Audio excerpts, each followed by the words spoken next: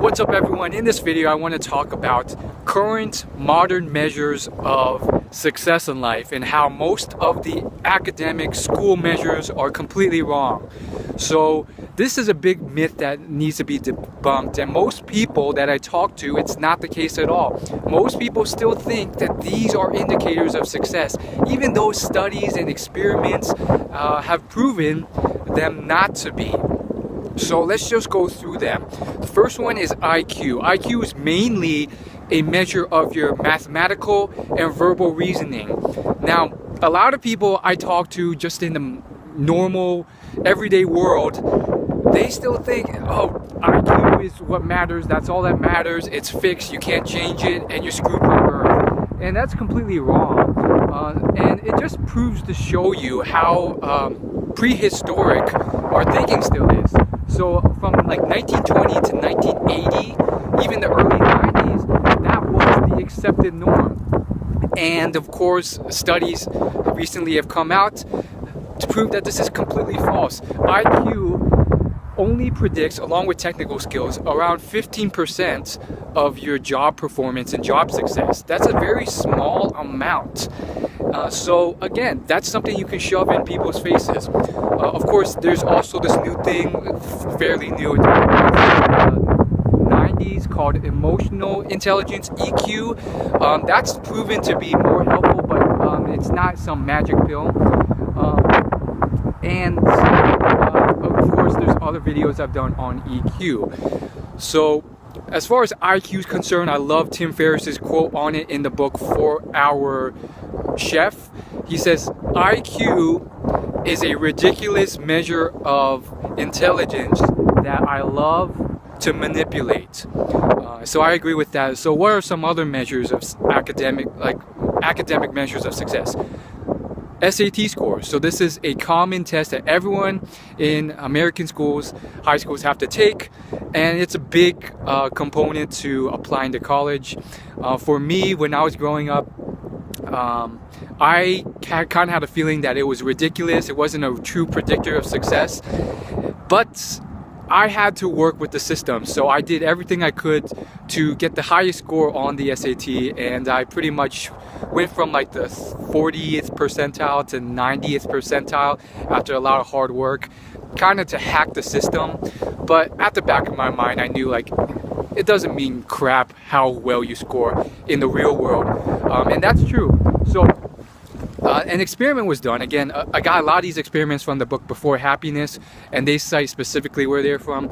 But they found that SAT scores only predict around 8% of your college freshman year's grade performance. So that's a very small predictor of your actual college grade performance. So that's very interesting. Of course, that is not the best measure in my opinion, because again, college grade performance, there's a lot of factors here. It could be because you went to a really tough school and everyone else is really smart, so that's why your grades are lower. Or, you know, it doesn't even matter what your grades are in general for the real world, and that's actually what the next study indicates. So in the next study, I found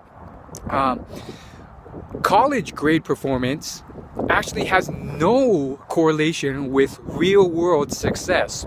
So that's why you kind of see students who get like C's and D's become like billionaire entrepreneurs, and they're so successful in the real world. So that means two things. One, if you do get good grades, don't get overconfident. That doesn't mean you can't succeed in the real world, but it means don't get overconfident.